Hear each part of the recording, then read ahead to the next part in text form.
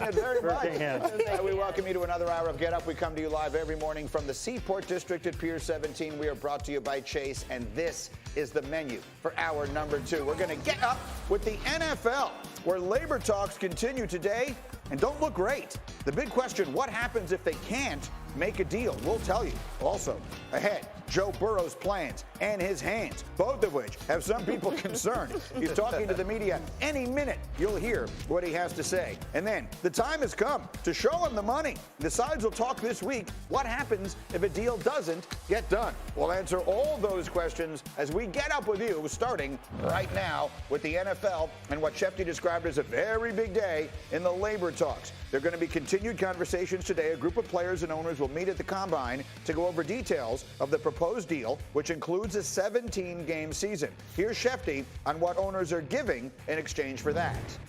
They've said basically we're going to take away 12 padded practices in the summer, which is significant. The league is going to reduce the number of preseason games to 3 from 4. It's going to give players more off-season time.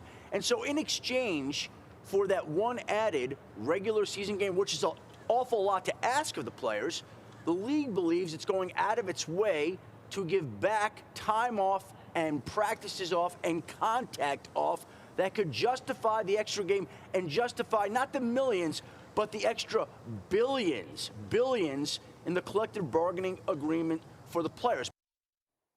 All right, and so every time just the number 17 gets mentioned, I see the players just kind of flinch. Everyone here seems so upset. Tori, you playing so recently, what are your thoughts on a 17th game? I mean, a lot is going to have to happen for that to happen, and that's going to have to be a lot of money, right? That's the only thing that can make it right, and it's interesting to me. Guys are falling apart after 16 weeks, and we want to add another week, and now one of the trade-offs is 12 padded practices. Yeah, that doesn't. If guys are falling apart at 16 weeks, you should probably remove those 12 padded practices already because you already know what's going to happen. To me, Greeny, it's kind of like swing, get a miss.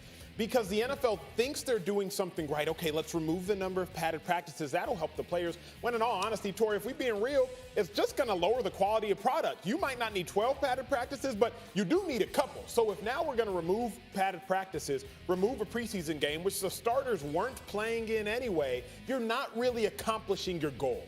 Jeremy, from the standpoint of the players that are making the most money, how does this factor in against the players that are making a lot less money? Because it's 20-something% of players that make over $4 million or at least $4 million in the league. Right. Well, it's crazy right now because I've spoken to multiple teams that are basically on hold with a lot of their big money contracts because they're trying to hash out these details in the new CBA, because there are teams like the Bucks, the Titans, the Cowboys that have multiple stars that they need to decide whether to franchise tag or transition tag. Right now they can use 2 tags. If the new CBA gets done, they can only use 1. And so you're seeing delayed money. So while they're trying to hash out all these other details of 17 games, you have these other teams that are just waiting, and these players have to wait as well. And Torrey made a great point in the pre-show in the green room. He was talking about the NFL wants the players to commit to this deal with a lot of money before the NFL shows its hand in saying how much money they're going to get in TV revenue. So the NFL has a deal to the players in one hand, but it's holding its other hand behind its back, and the players are starting to wise up, Greeny. They're starting to say, wait a second,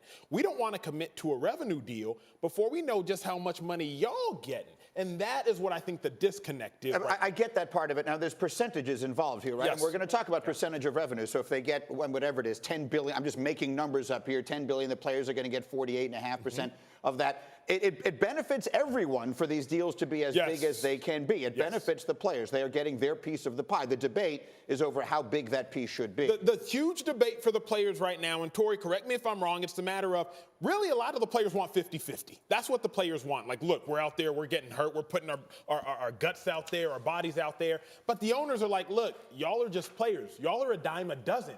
We can replace y'all. That is the issue. And one more, go ahead. Well, just one more key issue, and we talked about this in the meeting. For the guys that are under current contract, if they go to 17 games in 2 years, the league is only offering $250,000 for that extra game. So if you make 10, 15, 20 million a year, in perspective, you're not going to take that. Because I think people at home are like, only $250,000. Remember, if you're making $100 million, your game check, you get paid each week of the 16-week season or 17-week season. Your game check's $1 million.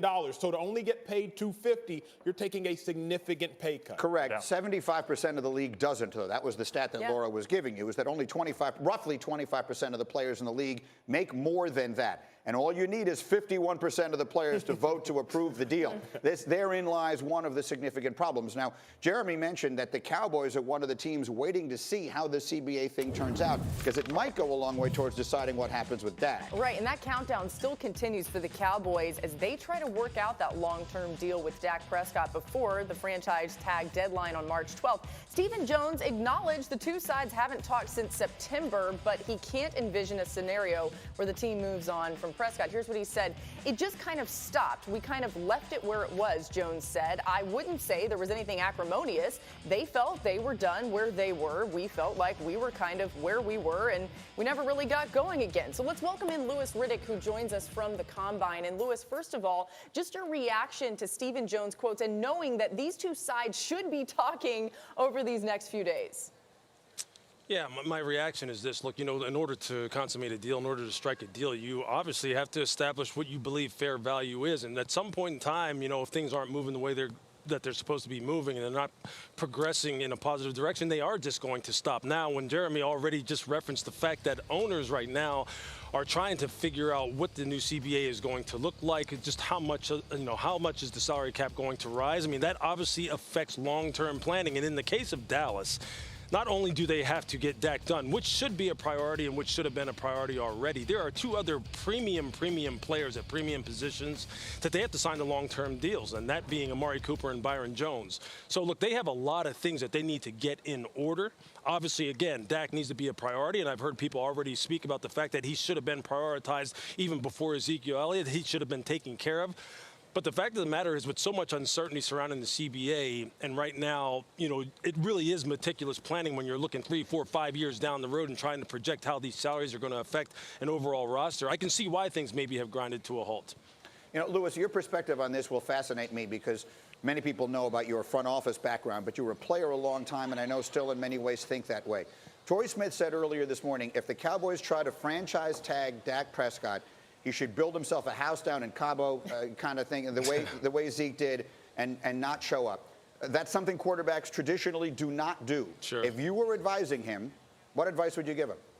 Look, the only leverage that players ultimately have is to not show up, is to withhold services. We all know that. That's the only thing that you ultimately can do. It's whether or not you have the wherewithal and you have the padding in your bank account in order to withstand that kind of thing and really stare them down and make them blink first. So, yeah, I agree with that. That's the only thing he really can do. And in Dak Prescott's case, he didn't have the benefit of having a huge rookie contract to where, he's one of those guys who's like, you know what, I have some money in the bank here. Maybe I will take a quote-unquote discount, and maybe I will do what's best for the football team. No, if I'm Dak Prescott, I'm like, look, my job is not to manage your salary cap. My job is not to plan for you 3, 4 years, 5 years down the road. And quite honestly, it's my time now. So if the only way I can get what I think I rightfully deserve is to go ahead and build that house in Cabo or wherever else I'm going to take a vacation and say, hey, look, it worked for Ezekiel Elliott at a position that right now is not being devalued, but we already know that the replacements that people are able to find at running backs are, it's something that has become a trend. If I've seen him do that and still get paid top of the market, then at my position, which is the position in the NFL, you are going to make me have to go this route, fine. We'll see who blinks first. So, yeah, I'd be all for that strategy. Yeah, Louis, you hit the nail on the head, and I don't know. It comes down to the padding in the bank account. It comes down to the padding in the bank account. And every day, Greeny, I vacillate back and forth between what's the better decision. One day I'm with you, Greeny. One day I'm like, you know what? Dak can make more money just by off endorsements. Take the discount. But then you think about what Louis says. It's not Dak's job to do so. So it's a perplexing, really, decision. One of the things, I'll tell you what, look, I honestly would be, and I think Darren Woods had alluded to this, I would take it as a slap in the face if someone was telling me, hey, well, look, Dak, as someone who didn't come in here as a top 5, top 10 draft pick, you know what you should do? You should just go ahead and give them the discount, and you should bank on the fact that being that you're the quarterback of the Dallas Cowboys, America's team, and if you guys are able to win a Super Bowl, you'll be able to make that money up back in the end. I actually would probably look at someone and just give them this face like, what? What are you talking about? I should help them out. Look, we understand that this is a team sport, and that sounds great in theory, but we also understand that this is a cold, hard calculated business that we know people are moved on from very, very quickly. So Remind me. Loyalty goes about as, I mean, I'd be never like, to say anything that makes Lewis make that face. I mean, we Lewis, get stay it, with us. though. We're going to get back we to you get a little bit later in the hour. Thank you very Sure. much. I got to let him run here for a second here. right. Jeremy, let me come to you because the president was at the thing that I keep coming back to here, and we were doing this show every single day when Zeke was holding out, and I kept saying, Jerry is making a huge mistake if he capitulates to this, whichever side of the debate you want to be on, because the precedent has been set. Go to Cabo, we'll give you the money. No doubt. That's right.